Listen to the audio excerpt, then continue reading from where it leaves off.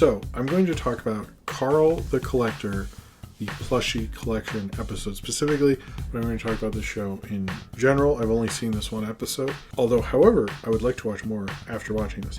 Now, this is the first PBS show, my first kid show I've ever heard of, or at least is open about it, is about a neurodivergent character who would be Carl the Collector, or who's autistic.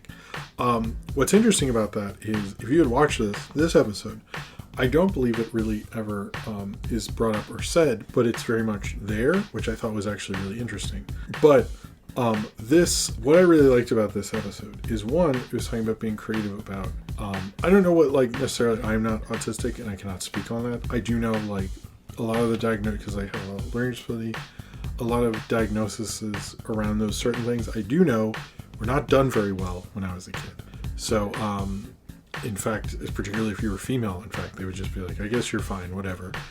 So I 100% think there's a lot of autistic traits that I might not recognize because I am not autistic.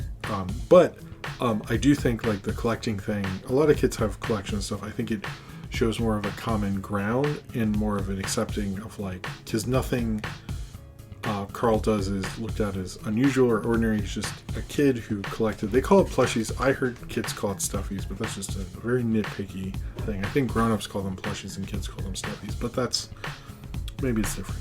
However, I really like the song. It's kind of like a chilled out funk kind of thing, which was really cool.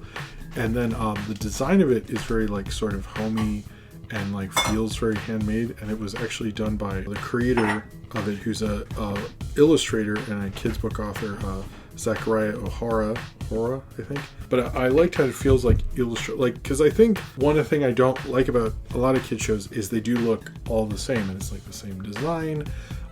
It's all sort of in this sitcom limited animation thing, and I did not get that from this. This feels very handmade, made with sort of love and care, and something that I don't see a lot of outside of Sesame Street and certain ones. And it definitely stuck out to me, even though this was brought to my attention. Had it not been, and I came across this, I would legitimately want to watch this.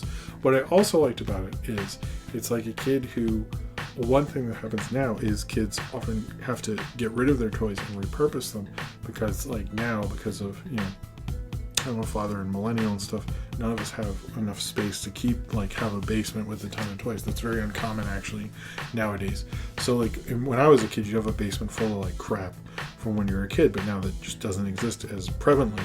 So kids do have to understand what to do with their collections at a certain point. That's actually a pretty normal thing. And in this, Carl has so many plushies, as they call them, in this. That's my major criticism.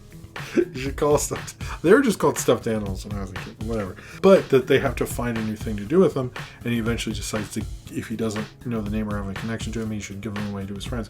And I thought that was actually a really cool thing, because kids often have to do that. And when I was a kid, you'd never do that. You'd sell it at a yard sale or something.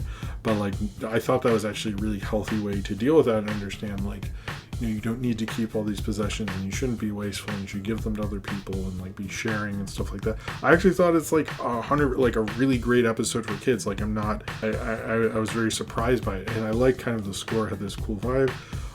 It was interesting. His mom took pictures of vases or vases. I was like, what is that about? Does that mean I didn't understand what that, I was like, that's just a weird cartoon thing? Or anyway, I generally really like this cartoon. I think it is great. I thought it was a great PBS Kids cartoon. I think a lot of them